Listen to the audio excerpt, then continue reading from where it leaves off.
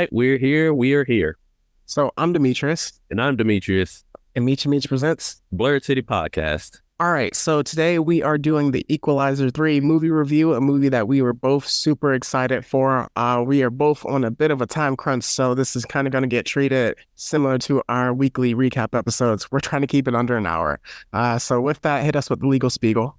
Purpose of this podcast is to explore digital and print media. All sources we reference are owned by the respective companies, and our thoughts and opinions are strictly our own and reflect no biases or corporate agendas. Your discretion is advised. All right, so we're going to start always with the what's hot. There is one super thing that everyone's been talking about, Meech. You can probably cover it, but what you got? What's hot? All right, so I'm gonna touch that one last. Of Okay. course, we got anime-wise, One Piece going crazy. Bleach still phenomenal, even though no episodes dropping this week. And then there's also we also have Zom 100 still picture perfect. And then of course we got ourselves Ahsoka. Go check out our episodes on our weekly reviews for Ahsoka's episodes 1, 2, and 3. Episodes 1 and 2 are in one episode. So another thing that's also been on the pipeline, Futurama's back, and that one's actually just moderately okay. I mean, it's nothing to write home about, but it's all right. It's all right for a revival. And just general shenanigans before I talk about the big one. Oh yeah, Mortal Kombat 1 coming out. Yes. That I'm about to lose all my sleep on. And then Spider-Man 2 will be coming shortly afterwards, and then goodbye to the Blerd City Podcast. It'll be a party of one. But yeah, before we get into the big one, what you got? All right, just for that, so Jujutsu Kaisen has come back. The Shibuya incident has begun. I'm close to catching up. I was doing that literally today before we recorded when you were like, I'm ready to hop on. So I'm almost there. Bungo Stray Dogs is going crazy right now. And then next week, we will be doing the Nun 2 movie review. So that's something, if you just want to keep up to date with the podcast when we're reviewing, check out the Nun 2, and we're going to go with that. All right. Be on the lookout for the horror. But the biggest thing that dropped, the One Piece live action series. 8 episodes, each roughly an hour long. And from the pipeline, apparently is really good. It's perhaps one of the first live action anime adaptations that worked. And I still have not seen it yet. That's what we're going to be doing for the Labor Day for our day off. Besides sleeping, and yeah, just apparently it's really nice. But what I've also heard is that they condensed a lot of the story. They condensed it into 8 episodes, which I think, man, if y'all can condense the entire first couple arcs into 8 episodes, I'm gonna need y'all to keep coming out with them like on a weekly basis, because if you want to get the One Piece audience, if you want to get regular people into One Piece, they're already off put by like 1,080 chapters. Now to see the episode count reach that number 2, I think this is a good jumping off point for them. Yeah, I definitely want to tap in with that. I know Oda is directly involved with it, so that's something that probably helps with it. Just not something that they're taking and running with on their own. Not Hollywooding it, which let's go ahead and talk about the elephant in the room. The announcement that you gave me yesterday that I was not privy to. So we know that that these that Hollywood isn't paying their peoples, and as such, many of the actors, many of the writers, they've gone on strike. SAG, legendary. But now the video game industry is going under too. So, as such, many of the video game industry is going on strike, which means Mortal Kombat 1 and Spider-Man 2 are the only games I got. And the only games I'm gonna be running with for the next foreseeable future, because there may be nothing coming out, which means we might be able to get Modern Warfare 3. Might be able to get it. But it comes in November, so that's a long time if it's not already done. I don't know. I don't know about that. And besides, I'm kind of on the fence about Modern Warfare 3 as is. That's what. But also the fact that if this keeps going, the only thing we got left is voice actors in anime. If that goes, it's wraps. We're gonna have to act like normal people. You have to go outside and touch grass. That's crazy. But that's pretty much all. I have a quick freak out, geek out segment. It was going to be much longer, but with that, just one show I want to give credit to, and then one movie I want to give love to. Blue Beetle is an absolutely incredible movie. That movie like hit like every possible emotion. It had action, it had heart, just like great acting, like literally great acting all around, especially in the Jaime Reyes family. And just with that, I mean, I saw it like last week or 2 weeks ago. I wish we could have done a review for it, but we were very busy. And then the post-Flash DC purge, kind of like dropped a lot of it. But Blue Beetle is definitely a movie. It's one of the better superhero live action superhero movies I've seen in a long time. And then also on Netflix, Bloodhounds is absolutely insane. It's a K drama in the sense, but like with that, absolutely incredible. If you have the time to check out Bloodhounds, wow. If you like action and because it has a lot of it, check out Bloodhounds. So with that, we're going to get into our Equalizer 3 movie recap. Anything you want to say before we dive right into it? This gets gory real quick. Let's just say things is about to pop off, and this is a good capstone to the trilogy. All right, so we're jumping into it. Full spoilers ahead. We're going in 3, 2, 1. So first off, we come in with bodies already on the ground. So I invited a friend that I took to see The Flash because I had to redeem myself as a movie recommender. So with that, the way just the movie started off, bodies on the ground, we see this old man and his I'll say grandson for the time being. Bodies all over the floor. Just one dude waiting outside. I'm like, why is this man waiting outside? And we see all these dead people because I thought he was in trouble. The old man from like a different gang, and they were like holding him hostage. He was in trouble for a whole different reason. Yeah. Let's just say, man's decided to just do the absolute worst idea and run a whole criminal empire, and as such, he caught the attention of one Robert McCall. And as he's walking through the carnage that besought his entire manor, he goes to the basement to the wine cellar, my bad, where he essentially gets absolutely wrecked by Robert, who just effortlessly took out the two guards, shot old boy, then used the shotgun and then shot him right where the sun don't shine. And see, for the awards, we could have done the gruesome death, but like we had to do other stuff. But the fact that he put the gun in the dude's eye and then shot his brains out to shoot the other guy was insane. Yep. And this also wants to go into a point where I just want to mention how apparently Black people just do not know how to act in the theater, because especially the older female population, if you will. Oh no. When I was in there, every time something popped off, this woman who sat right next to me was like, "Oh, you go, boy," and just sometimes you're like, that's our demographic, though. So you gotta chill. But still, just, I agree. I had to bring awareness to it. I just had to bring that. So if in case you're thinking that it's all false, then nah, it happened. But anyways, he goes essentially like he grabs some keys and he's about to leave, and then he tells and actually, I think that might actually be old boy's son.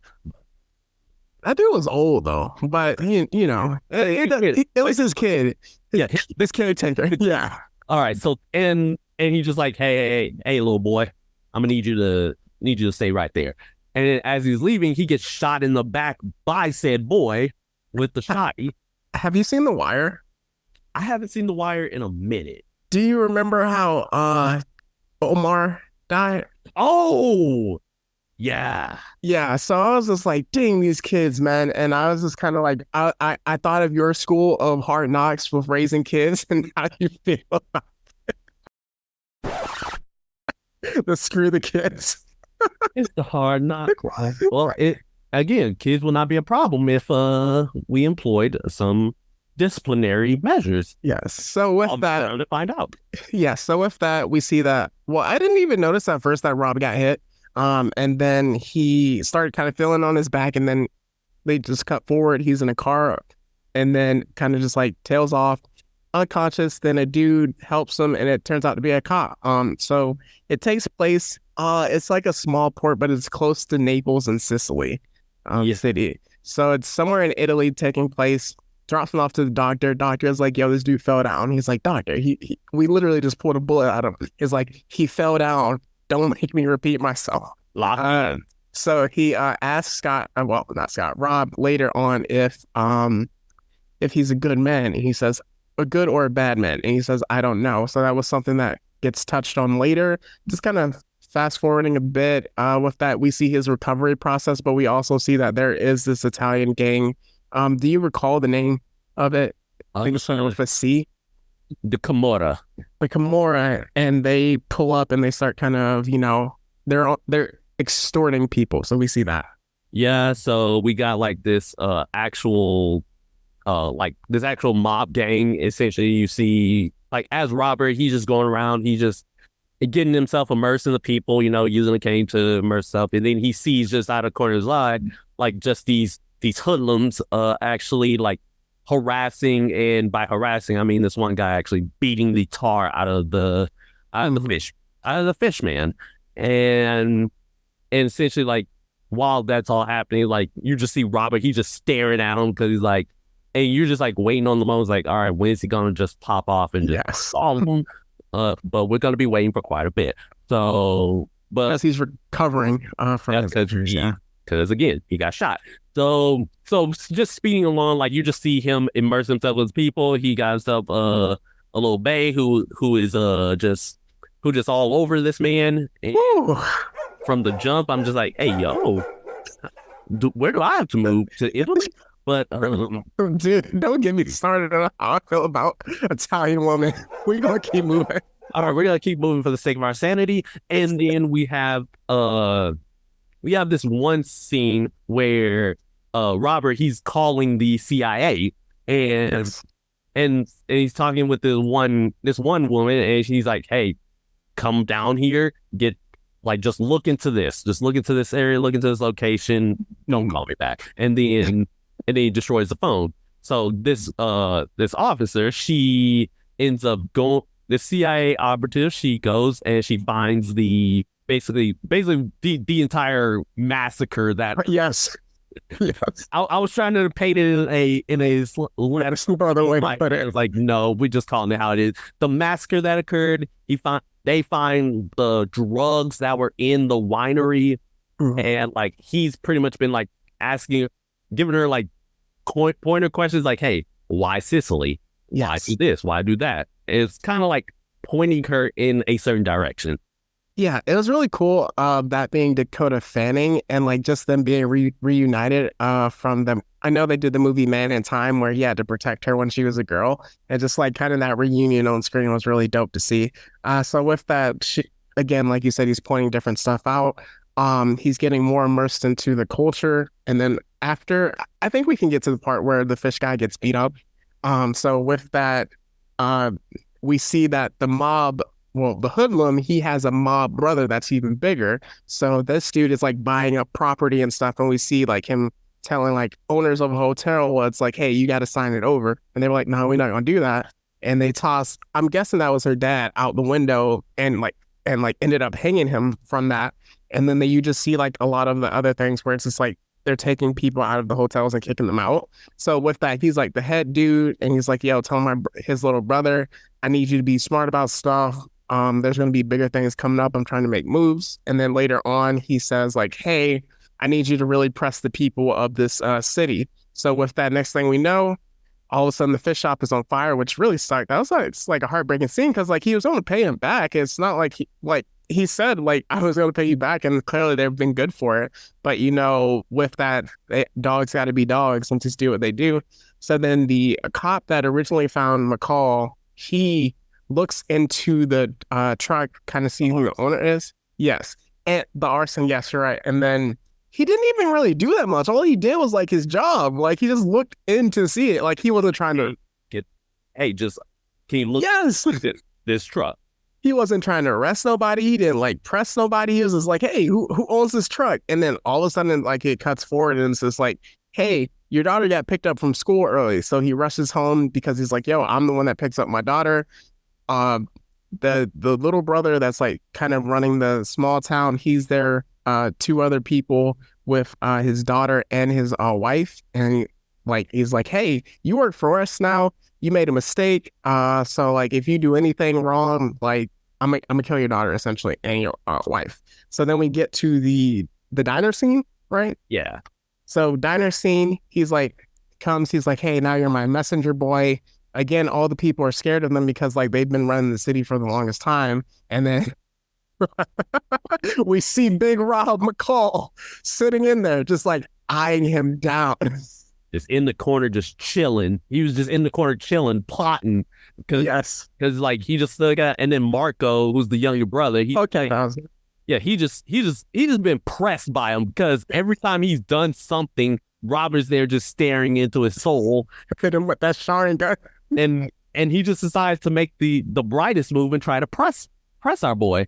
And then in comes Robert. He's just saying like, hey, listen, I'm gonna need you to do what you got to do, but take it somewhere else. Yes. And then Mario's like, oh, so you threatened me? I was like, nah, I'm just prepping you, my boy. And of course, the brother, he tries to press him even more, and then Robert had to show him what it really do by putting him in a lock maneuver, which the martial arts in me, I'm like, ooh. I know you appreciated that. Ooh, that's dirty. And it's like, hey, and made him look like a complete and total baby in front of everybody. I thought he was going to make him poop himself because he said, like, I can make you do that. Yeah. He was like, hella, once I get to pain level 4, that's when you need brown pants. and he doesn't do that, but it was enough to press him and like get all the goons to leave. Yes. And then like right before that, he actually did go on a date with old girl Amina, which we will get to in the awards. Which I'm man. Geez. But we're gonna. That's what we will cover that in the entire rest of the discussion. All right, moving on. So of course, little brother, he pressed by all this. He pressed that he got embarrassed in front of all these people. And he's like, so what? I'm gonna need you to go kill. We're gonna go and kill this American. And it's like, hey, you go to the van. Get the car. Get the van prepped, and we all gonna go. Next thing you know, van comes rushing in and just runs over one person. Yeah. Other guy, he's in the driver's seat. He dead. And we catch and then we just see Robert. He just systematically takes out one boy, then takes out another boy, and then in comes Marco, who he tries to use the knife, but unfortunately he did not see Equalizer 1 or 2, so he had to learn the hard way that having a knife in a McCall fight is not going to go the way you think it does. This man took out people in a hurricane. You're not beating this man with a knife 101. Nope. And he ends up getting shanked by his own knife 1,000,000 times in his own hands, which is kind of wild. So moving on from that, of course, Vincent, who's the older brother who's trying to make money moves. He's actually in league with this. He's in league with this organization, making bombs. Like he's out here like using bombs to like blow up a train station. Yeah. So let me just like get the parallel plot going. So with that, Dakota Fanning, she's looking into it. So Emma. So like it's essentially Syrian terrorists. They use these amphetamine drugs that were found in the original place that McCall like did at the beginning. And then with that, the cop is also crooked. So like she's onto him, and then so they start finding stuff out, and then there's an explosion. So back to you. Yep. And of course, like as I say, like Emma, she's there. But before that, she actually does have a conversation with McCall because she finds him, and they just end up talking. And essentially, like she's basically been getting trained by this man, basically, because he's been like leading her in like certain directions, like, hey, look into this, look into that, without saying directly to do that, which I find like was really neat. It's like, hey, I'm giving you the breadcrumb, you just figure it out there. He would just ask the question, and she'd be like, and then like you said, follow the breadcrumb. Yeah, and then of course like she gets to the point where she has to like she's about to go interview this one guy, and then she gets a call from McCall telling like, hey, you're looking in the wrong direction. And he's like, what you talking about? Boom, there's an explosion from the car that she was about to get into, and you're just like, hey, yo, so she's pretty much left in the hospital after that. And of course the older brother Vincent, he kind of lost his complete and total marbles because he lost his brother. And he's like, you know what? Screw everybody. He chops off the corrupt police chief's hand. He essentially goes out to the village. He grabs the police officer, Gio. He was going through it, man. Yeah, and shoots his ear off. I'm like, come on, man. Dude, let this man do that in the middle of the street. And it's like, and all the people are there watching. It's like, who killed my brother? Who killed my brother? Bring him out here, and I'll spare y'all, or I'm gonna kill everybody here. And of course, like Robert, he comes out there. He's like, hey, look, I've been sent here for some reason. I love the people here. I love everything that has to do with the people here. So I want to stay. So hey, listen, leave these people alone. I'll go with you. All right. And he puts his guns down and everything. And right as things were about to pop off, Enzo, the doctor, comes in with the shotty. And then everybody decides to pull a 2023 and pull out phones and start recording all the mobsters. And Vincent, he was ready to try to pop off, which would have ended badly for him anyways, but that's neither here nor there. But like it's his advisors like, hey, look, they're recording us. We don't want this going public. Just leave. Which I'm like, well, it's too late for y'all now. Just make. And that was the end of the movie. Exactly. Like, it's too late for y'all now. Like, there's no going back because they go back to their high rise and like, all right, we gotta find out a plan. And bro's like, no, our plan is kill the American. And then in game. Yo, man, McCall was literally like, yo, I'm gonna be here because they said we're gonna come back tomorrow. We're gonna kill everybody. He's like, don't worry, I'll be here. I'll be waiting for you. Got to essentially his like mansion.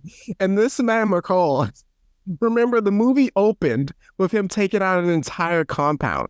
Like he's done this before. I believe it was either the start of Equalizer 2 or the end of Equalizer 1 where he like went to was it Russia and then took out like essentially did the same thing because he was like in the dude's house and then like he cut on the lights with like water on the floor.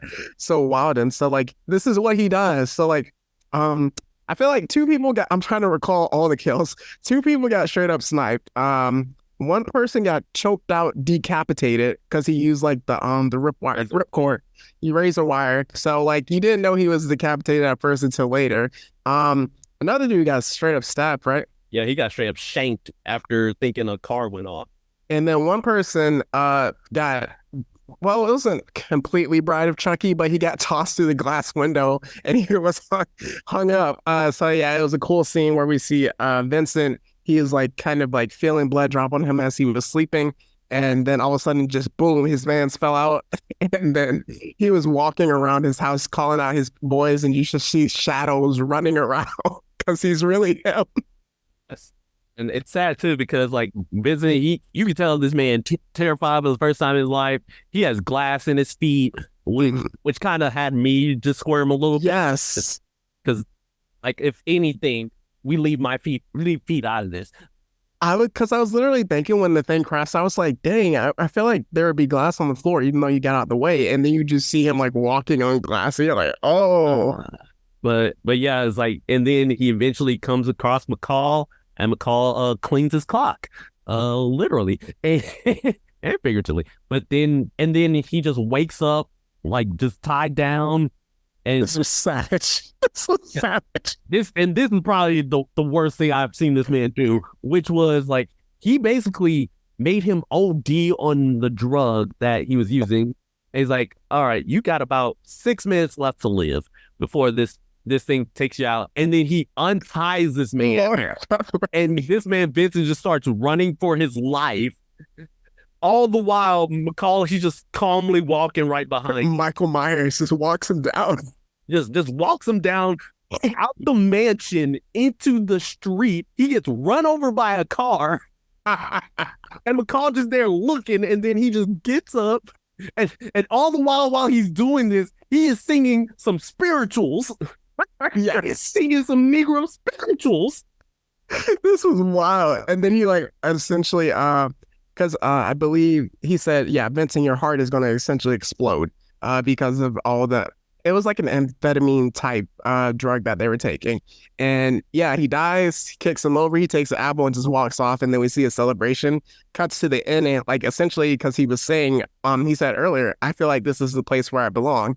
But we also another important note, the whole key to the reason that he was in Italy is because the dude was like a cyber hacker type thing. So he would siphon off pensions, different funds and stuff like that. So he took 300, I gotta say it specifically, $366,400, right? Yeah. So he took that much from just like this random dude that he gave a Lyft drive to. And then he tells this to Emma while she's in the hospital because it was all connected. So she essentially gets a promotion because of that, because she kind of like helped put the things together that he led her to. And so just with that, he tells her, hey, well, she's like, that's all you did it, that's all you took with all the money that was in there. And like, why do you even do this? And he's like, you'll understand why. So cuts later back in Boston. So she's the one that gives the money to the dude. And that was a really touching scene because they were about to sell their home because of this. Like he lost his entire everything he worked for, he lost it because of this like one dude. So just to have that back. And then towards the very, very end of it, we see that she gets a gift in her new office, and it's the daughter of his friend that died in Equalizer 2. And that was shocking. Yeah, that almost had me in tears, bro. I was like, oh no, Because yeah, it's so I did not know that. yeah, it was like this man McCall. He had to make sure baby girl she good. She had to make sure she was him and everything, just so he could. And then he retires in Italy with everybody, and he's just out here celebrating because I think like they're won. Yes. And I don't know if they won a football game or they won the World Cup. I don't know. I believe it was football. Yeah, it had to be football, but I don't know if it was just a game or the World. I think it's just their team because it was blue and the Italy colors aren't blue. All right. So they just won a game, so they all celebrating, they having a party, and he's just out here being a whole goofball and turning up. Yeah. So and that's how it ends. So with that, anything you want to talk about, or just jump to awards since we're on a time crunch? I mean, it is what it is. We know McCall be McCalling, and yeah, let's go ahead, keep it moving. All right. So now we are ready for our Equalizer 3 movie awards.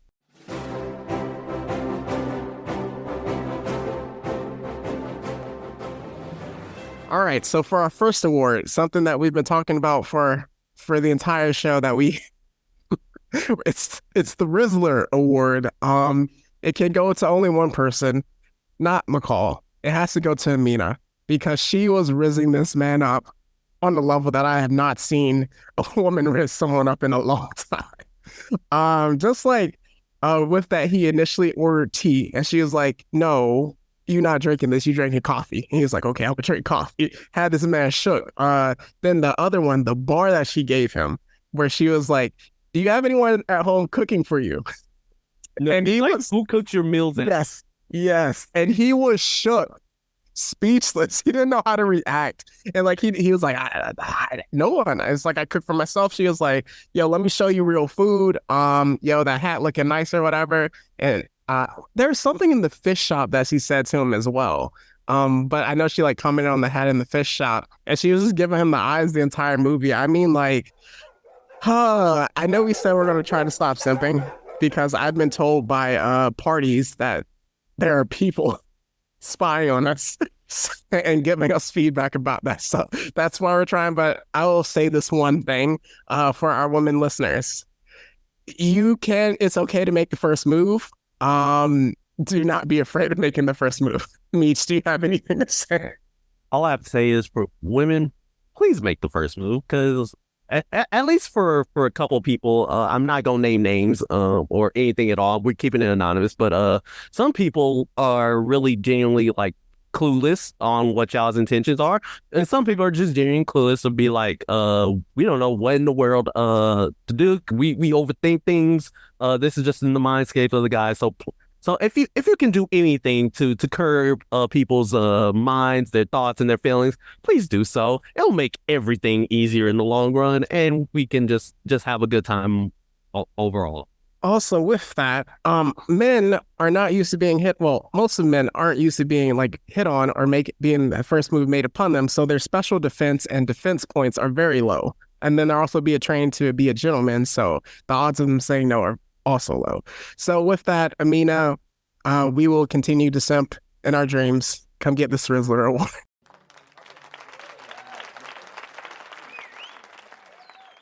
All right, so for my next award, it has to be the please just die award. Goes other to none other than Marco. We talked about this for the entire movie, just how this man been plotting, this man been doing devious things against the people in Italy, and like he just did too much, and he needed to go. Like when he first beat up the fish man, and then when he first hit the and then we first hit the fish man, then burned down his place. Oh yeah, and then just straight up going after our cop. I'm like, nah, this man needs to go, and go he did. So Marco, just go ahead and die for me. Thank you. All right. So speeding along, we have the Reunited and It Feels So Good award. So this can only go to Dakota Fanning and Denzel Washington, just because again they were in Man on Fire before, and just like seeing them on the same screen, and then just like exchanging like those barbs within the movie were really cool to see. So please come get the Reunited and Feel So Good award. Yep. And then next up, we already got one brother down. It's time for the other brother to get up here with the Mess Around and Find Out award. This award goes to this man because of the fact that he decided to want to pull up inside the press of McCall, and just for that he learned what true humility is. He learned what true pain is. His world shall know pain because his world knows death. He knows what it's like to OD. He knows what it's like to get absolutely punked like a little girl. So yeah, for all the actions that he had, and for the fact that he went out the way he did, especially for sending that old man out to get hanged, like he thinks this is slave times, I'm gonna need to take him out. So R.I.P. to Vincent. Get this Mess Around and Find Out award. All right. So for this next word, we have the Himothy award. It's a new word, new award. It can only go to someone that is him. And so it can only go to McCall. This dude, Robert McCall, was literally just going crazy the entire movie. He's literally about to get the next award, so I will allow my brother to share some more. Because the last award is the Black Air Force Award. And as he mentioned, it only goes to McCall because this doesn't just apply to Equalizer 3. This applies to Equalizers 2 and 1. The man been on timing ever since he was introduced, all right? With all the shenanigans, with all the things that he's done, I can only think, like, one of the big ones was when he decided to go press up all them boys for what he did to Amy in Equalizer 2, and like taking all their money. Is like, thank you, and you didn't realize she was safe. All right, but this movie he was on some different timing. This was probably one of the few times he hit up two, not one, but two mansions of murder. He died. He killed X amount of people. And the fact that he still was just a goofball at the end of the day by goofing off and dancing. He let himself get rizzed up because he doesn't know what to do, and he just loves it here. And plus he decided to raise up our girl, Dakota Fanning, Emma. So, it only goes to really him. So, hey, you get both of these awards. All right. So with Tears, we didn't have time to kind of flesh out the full thing. So we're going to go with hit or miss. I believe we're both hitting on this one. Well, I'm hitting this about as hard as that guy who got hit by the car. Yes. So this movie definitely hit. If you have time, check out Equalizer 1, Equalizer 2. I know that's kind of a recommendation, but moving forward, you're going to get into our sponsor for the day. All right, so our sponsor for the day is the Enzo Clinic, where you can come and get yourself healed from a variety of illnesses and injuries. And just know that it is a private institution, and they know how to take care of you like you're one of their own. Just remember, you just have to know whether you are a good man or a bad man. If you're a bad man, we have a special place for you. It's called the McCall. So please, be a good man and come see the Enzo Clinic today. Yes. And with that, most injuries are classified under just, falling down. So next segment is something that we have not done in a long time. It's actually one of our favorite segments, but it is called Make Your Case. And with that, we're going to go into a action film theme, Make Your Case for it. For the first question, top action star of all time. Ooh, that's going to be a tough one. You know what I'm saying? Because there's too many of them, especially like nowadays. Like if I say like it depends on the era, Ooh, that's probably fair, but yes. Because like in the 80s/90s, I kind of give it to Arnold Schwarzenegger. Cause it's like it's between Arnold Schwarzenegger or Sylvester Stallone. Like yes, that's just the main two from that era alone. And then you get to nowadays, and then you start seeing like Denzel Washington. You start seeing Keanu Reeves and Keanu Reeves and Keanu Reeves. All right. So yeah, I'm tossing it up between them four. So you're not giving it to our favorite Mission Impossible guy or any of the Bonds. Okay, I'll give it to Craig. All right, Daniel Craig. I'll give it to him because he actually out here. Pierce Brosnan, he actually good. So is Sean Connery. They're great. They're the greats. Yes, but still, a dude that popped into my head was Michael Jai White, but his movie quality isn't as high as the others. Is the problem? Yeah. Yeah. So I think it's tough. I like in my heart want to go Sylvester Stallone, but Keanu Reeves is like 30 years in between his like reign at top if you go from Matrix to John Wick. So that's tough. That's rough. That's rough. Okay, in my heart of hearts, I had to give it to John Wick. Just seeing what the ethics that this man and the efforts that this man went through, that's fair. In order to achieve what he could do in John Wick is next level. I can't think of any other actor who has done that extreme of training other than Hayden Christensen and Ewan McGregor for the prequels. So with that, I think we're both going to roll with Keanu at the moment. Ooh, but I really wanted to go with our boy Stallone. This one, I think we're going to agree as well. Which real life action star would you want to protect you in your prime? Well, in their prime. Hold up. It kind of cut out there. Yeah. And boop. All right. And now all right. So in their prime. Woo! I gotta go Keanu Reeves because of the training that he went through. I would say you already knew the answer to that one. Yes. All I had to think was, all right, so do I want Matrix Keanu or do I want John Wick Keanu? Because he actually went through the training, yeah. It's like, which one do I want? Because both of them are on timing. I feel like, if you go Matrix one, he can throw hands, but like, if you go John Wick one, he can throw hands and he has the guns and swords and horseback ride. Okay, so John Wick Keanu. All right. Yes. Easy answer. All right. So for our third one, we are excluding John Wick. Because I had to think about it. I'm going to ask the question first and I'm going to say why. So which fictional, non-superpowered superhero character would you want to protect you? I feel like John Wick isn't a human because he fell off of the top of a hotel and lived, and he still came back for more. This man fell out of a 2-story window onto a car, got hit by multiple cars, fell down all of those stairs, and still fought back. I don't think he's human. So who do you have?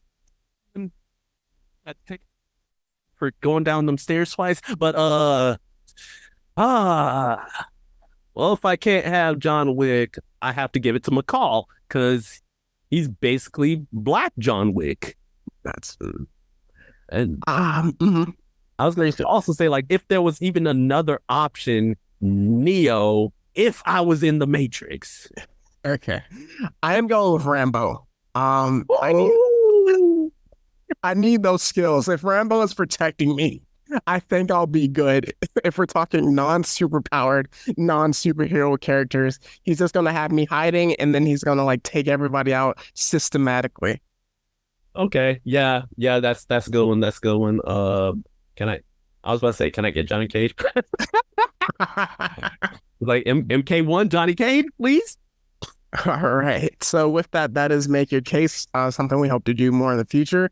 So we're gonna move forward to recommendations and plugs. Okay, so definitely, as I said, the Equalizer movies is definitely a recommendation for me. If you want to also have some more like vigilante super soldier-esque movie, John Wick 1, 2, 3, and 4. You can catch all of those. I believe they're still on HBO Max, or as I like to call it, Max now. I think one of them is on Peacock. It's a very weird situation with rights. Ew. That Yes. but yeah, it's like you watch that, watch like any of the Matrix films, like just generally, if you want to just have good fun, good action, heck, you can even watch Die Hard. Yeah. Just watch Die Hard. Like you have an unlimited amount. Watch Predator. Watch the first Predator movie because that one's one too. But that's what I got. I'll go with Rambo just because I mentioned it. Another one, I haven't seen it, but I heard it's really good. It's called Nobody, in terms of like the person, you know, the dude that plays Saul Goodman. Oh yeah, That movie, it's like he plays essentially a vigilante that's out of the game and he has to come back into it. I heard it's super good. I haven't seen it, but that's definitely something that would want to check out and that I recommend. And there's a lot of other like vigilante, they pulled me back out. So you can find that just on action and stuff like that and crime. yep. I'm sure that's the category on Netflix. But Exactly. But getting into our plugs, you know, we got ourselves our Instagram and our X account, blerdcity22@gmail.com. That's also our email address, but blerdcity22. And then we also have ourselves our Threads account, which is also under the same name. And in those accounts, we also have the link to our Discord page. You know, give ourselves a nice little community where we can talk about different shenanigans. We also have ourselves our YouTube and our Patreon under Blerd City Pod, where you donate a little cheddar, get access to very exclusive episodes like our character analysis of one Nagato Uzumaki, aka Pain, aka the greatest villain. Don't at me. And then we also have ourselves our email, blerdcity22@gmail.com. Submit geek out freakouts, submit random band theories, submit questions, submit thoughts on like our different shows that we're reviewing and just things of that nature. And then finally, I am the Rogue Jedi on TikTok, with however long we got TikTok left, because there's a movement going on. And plus, with all these strikes that are going on, TikTok may be going too. But that's all I got. What you have? All right. So for my individual author pages, my Instagram, Mitri_Dash, that is MATRI_DASH. For my X/Twitter, we have at the Mad-16. And just with that, next week we will be giving a Nun 2 movie recap, just like I said. We're also going to be doing Ahsoka series, all 8 episodes. So from, September bleeding into October. And then also what you can expect from September and October, we're going to have a few more creators come onto the podcast, interviews, like some particularly comic book based like that. So with any words of encouragement, I have some advice that I might want to give, but what do you got? My main one is it's actually posed as a question. At the end of the day, are you a good man or are you a bad one? And just know that whatever answer you may have, it's not too late to change that perspective even now. My word of advice is if somebody appears to really be like that, that means that they're really like that. And don't test them. So with that, it's not goodbye forever. It's just goodbye for now. And that's the Blerd City Podcast. See ya later.